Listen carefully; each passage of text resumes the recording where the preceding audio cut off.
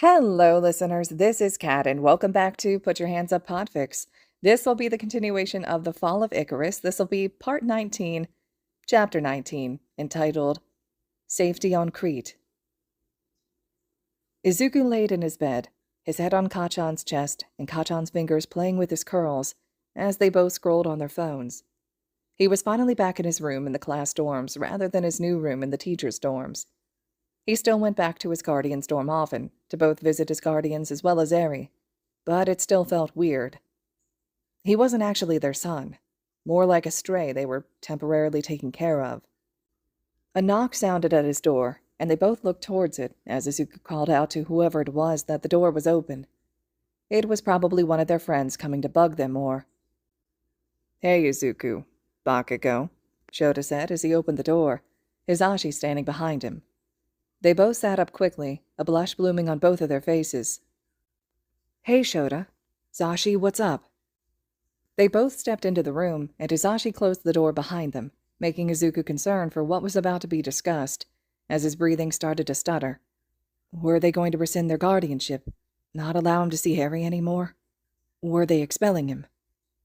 "Hush, sweetheart," Nana soothed. "Hear them out." "Yeah, stop overthinking so much, kiddo," Banjo huffed. "He has a right to be anxious with all the shit other adults have done to him in the past. We watched Aiden his bullshit ourselves, don't forget," Second reminded. "You're not helping, love," First chided. "I agree with Nana and Banjo. These two are good. They have kind hearts." Izuku's breathing started to even out as Shota came to kneel in front of him. "It's okay, kiddo. We just have a question for you."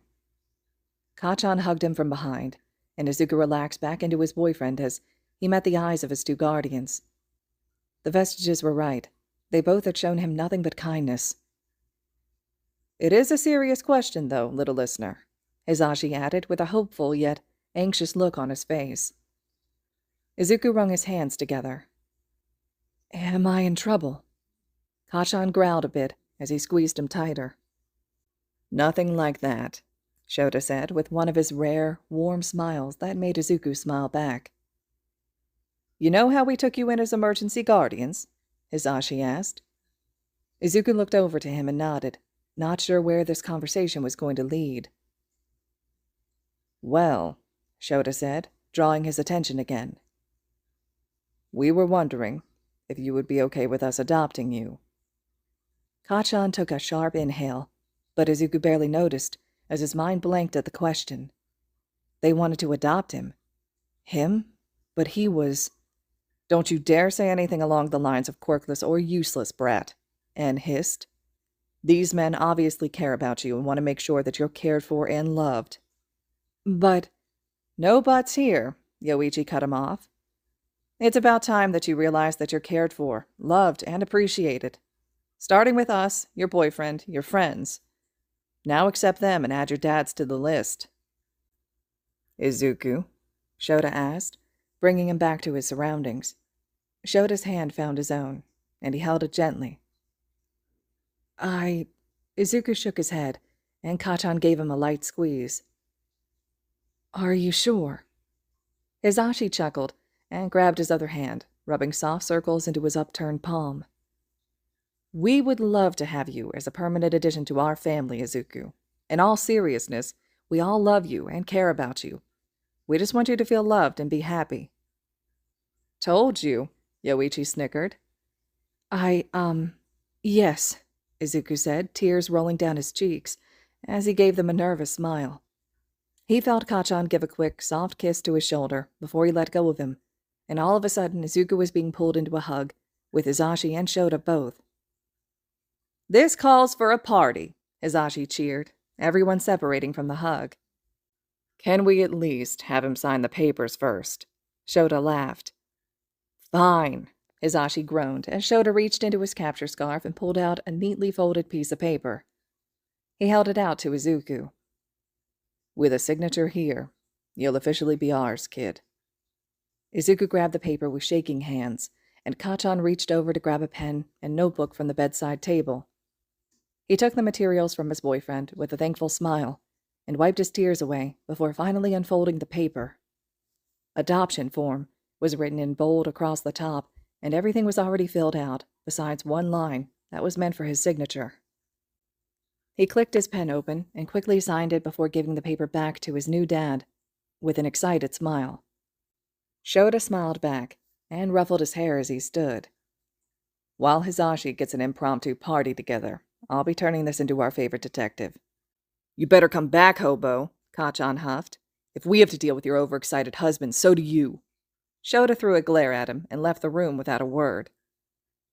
Oh, he'll be back, Hisashi chuckled, standing now as well.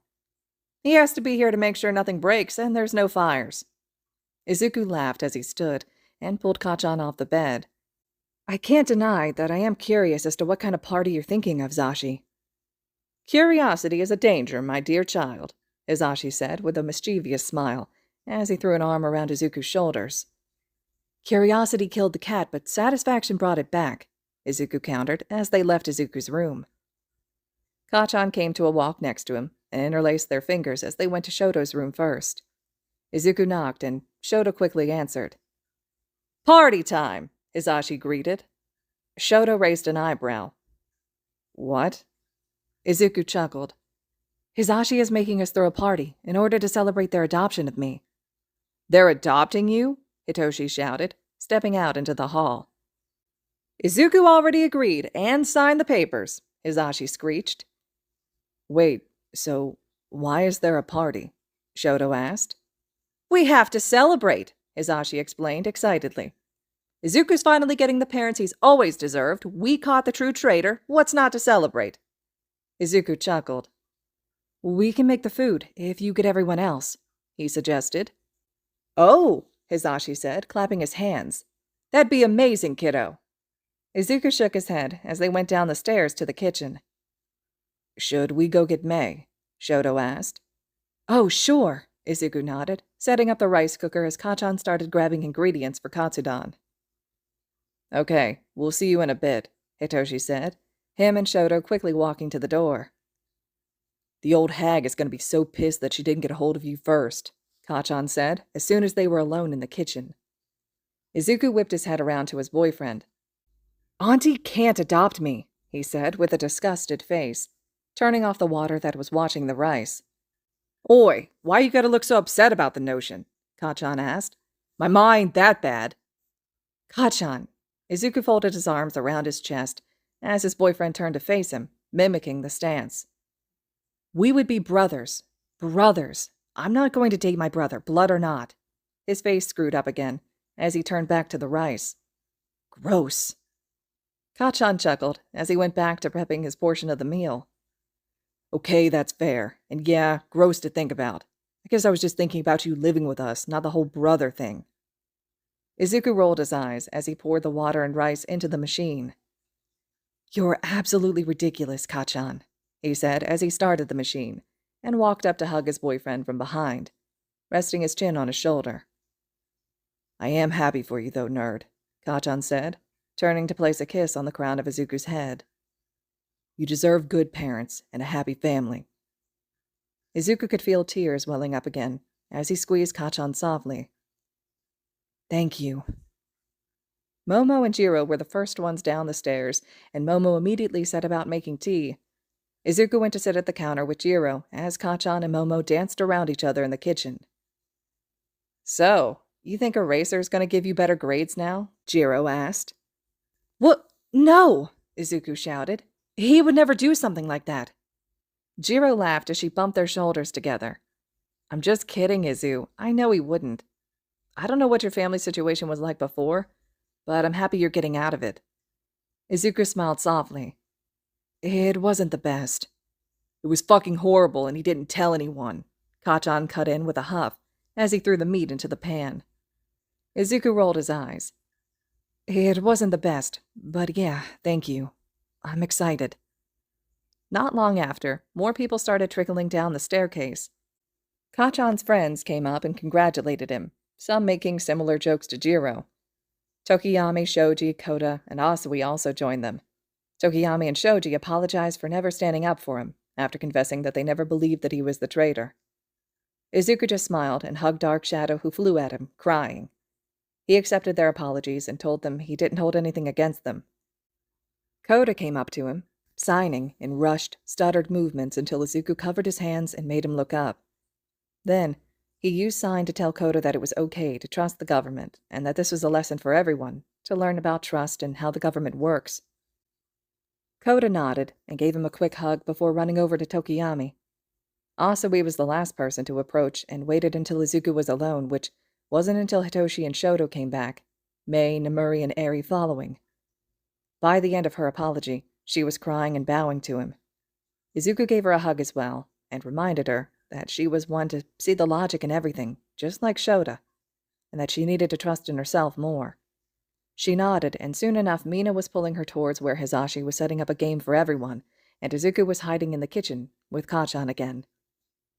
Several of the other students had asked about his previous housing situation, asking why the teachers were adopting him, and he didn't know what to say to them. He'd just gone with something similar to what he'd told Jiro.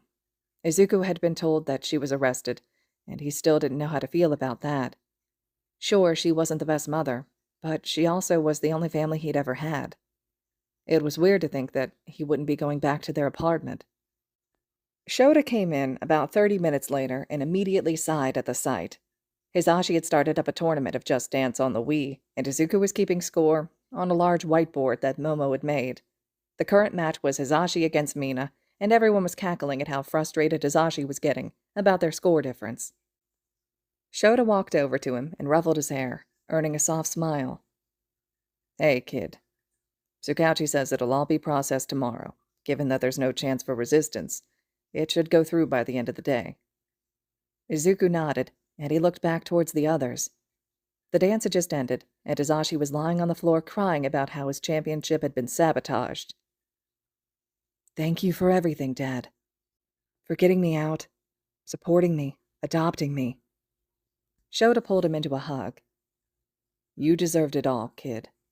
That was the bare minimum." A slow stream of tears started to flow from Izuku's eyes as he held his dad back. A small body quickly slammed into them and joined the hug, making Izuku and Shota laugh as they looked to find Eri weaseling her way in between them. "Hey, Eri," Izuku said, ruffling her hair. "You're my big brother now. I'm going to be the best little sister for you," Eri said determinedly.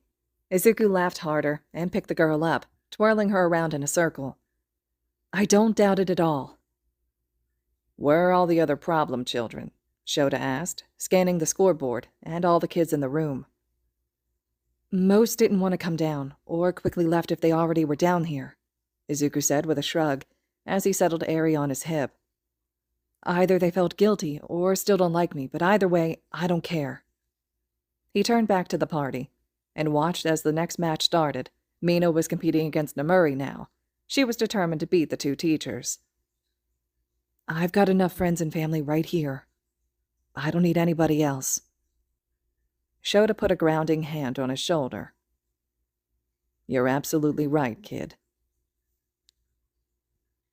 All right, listeners, this concludes Chapter 19 of The Fall of Icarus. Chapter 20 will be up next. Let me know your thoughts and reactions below, and as always, thank you all so much for listening.